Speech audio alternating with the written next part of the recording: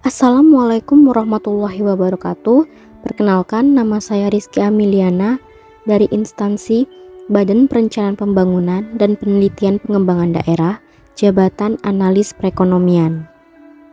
Bicara soal pembangunan, tentu saja kita akan sepakat jika pembangunan sangat perlu dilakukan oleh setiap negara agar tercipta kesejahteraan rakyat.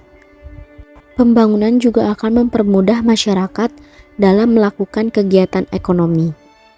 Perencanaan pembangunan daerah merupakan fungsi yang sangat penting, juga strategis, karena dengan perencanaan kita bisa melihat suatu daerah akan dibawa kemana, dengan tetap mempertimbangkan potensi dan sumber daya yang dimilikinya.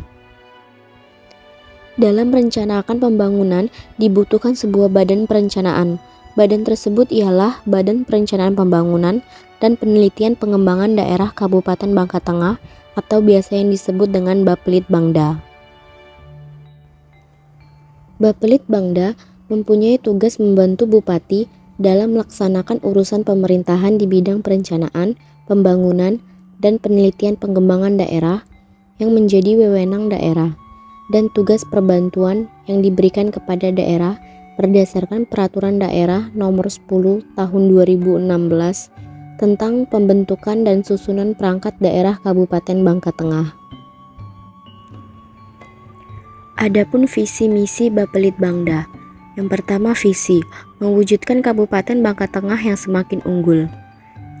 Misinya ialah menjadikan sumber daya manusia Bangka Tengah yang semakin unggul, membuat ekonomi kerakyatan lebih baik, menyediakan sarana dan prasarana, lingkungan lebih bagus, dan tata kelola pemerintahan yang bersih dan transparan. Berikut merupakan struktur organisasi Bapelitbangda. Bapelitbangda Kabupaten Bangka Tengah dipimpin oleh seorang kepala badan yang membawahi sekretaris dan kelompok jabatan fungsional. Adapun bidang-bidang di Bapelitbangda yaitu: yang pertama, bidang penelitian dan pengembangan. Yang kedua, bidang pemerintahan dan sumber daya manusia. Yang ketiga, bidang perekonomian dan sumber daya alam. Yang keempat, bidang pengendalian dan evaluasi pembangunan daerah. Dan yang terakhir, bidang infrastruktur dan kewilayahan. Peran Bapelitbangda berdasarkan tugas dan fungsi. Tugas Bapelitbangda ialah membantu Bupati dalam melaksanakan fungsi penunjang urusan pemerintahan di bidang perencanaan pembangunan, penelitian dan pengembangan daerah, serta pengendalian dan evaluasi atas pelaksanaannya. Fungsi Bapelitbangda sebagai penyusun kebijakan teknis dan pelaksana tugas dukungan teknis di bidang perencanaan dan pembangunan, serta penelitian dan pengembangan. Yang kedua, pemantauan, evaluasi, dan pelaporan pelaksanaan tugas dukungan teknis. Dan yang ketiga, pembinaan teknis penyelenggaraan fungsi-fungsi penunjang urusan pemerintah di bidang perencanaan pembangunan dan penelitian pengembangan. Selanjutnya yaitu tupoksi bidang penelitian dan pengembangan. Adapun tugasnya membantu kepala badan dalam mengatur, mengendalikan, dan mempertanggungjawabkan pelaksanaan tugas pada bidang penelitian dan pengembangan sesuai dengan lingkupnya berdasarkan ketentuan perundang-undangan. Adapun beberapa fungsi bidang penelitian dan pengembangan yaitu: yang pertama, penyusunan kebijakan teknis, yang kedua, penyusunan perencanaan program dan anggaran, yang ketiga, pelaksanaan penelitian dan pengembangan, yang keempat, pelaksanaan pengkajian kebijakan lingkup urusan pemerintah daerah, yang kelima, fasilitasi dan pelaksanaan inovasi daerah, yang keenam, pemantauan, evaluasi, pelaporan, dan pelaksanaan penelitian dan pengembangan daerah. Yang ketujuh, koordinasi dan sinkronisasi pelaksanaan penelitian dan pengembangan lingkup pemerintah daerah. Yang kedelapan, pelaksanaan administrasi penelitian dan pengembangan daerah. Yang kesembilan, pemantauan, evaluasi, pelaporan, dan pelaksanaan di bidang penelitian dan pengembangan. Yang ke-10, pembinaan kepada staf. Dan yang ke-11, pelaksanaan tugas lain yang diberikan oleh kepala badan sesuai tugas dan fungsinya. Adapun tugas analis perekonomian, yang pertama, menyusun rencana program dan kegiatan urusan kelitbangan ekonomi, pemerintahan, dan pembangunan manusia sesuai dengan rencana kerja Bapelitbangda. Yang kedua, merencanakan serta melakukan persiapan bahan perumusan kebijakan dan fasilitasi serta evaluasi pelaksanaan kegiatan penelitian dan pengembangan di bidang sosial, ekonomi, dan pemerintahan. Yang ketiga, melakukan pemantauan, evaluasi, dan pelaporan. Dan yang terakhir yaitu pelaksanaan tugas lainnya yang diberikan oleh atasan sepanjang tidak bertentangan dengan undang-undang. Berikut merupakan kegiatan yang telah dilakukan. Yang pertama, melakukan kajian persepsi masyarakat terhadap pengembangan objek wisata Danau Pading.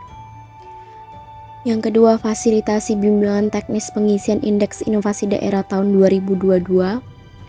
Dan yang terakhir, kegiatan administratif lainnya. Selanjutnya saya akan menjelaskan bagaimana menjadi seorang ASN yang profesional. Pada era keterbukaan informasi, karakteristik ASN menjadi tontonan. Maka konsekuensi logisnya, aktivitas ASN sebagai abdi negara dan abdi masyarakat harus profesional, proporsional, transparan, akuntabel, dan kapabel. Dan semuanya merujuk pada integritas sebagai seorang ASN. Dengan memiliki integritas, akan muncul sikap disiplin, loyal, berdedikasi, bebas dari intervensi politik, serta bersih dari praktik korupsi, kolusi, dan nepotisme atau KKN. Lalu, ada beberapa teknik untuk bisa menjadi ASN yang profesional. Yang pertama, pola pikir. Yang kedua, observasi. Yang ketiga, berani mencoba. Yang keempat, bertanya dan belajar dari senior. Dan yang kelima, tekad yang kuat, serta yang keenam, evaluasi diri. Selanjutnya, saya akan menjelaskan 5 kompetensi Smart ASN. Yang pertama, ASN menguasai IT.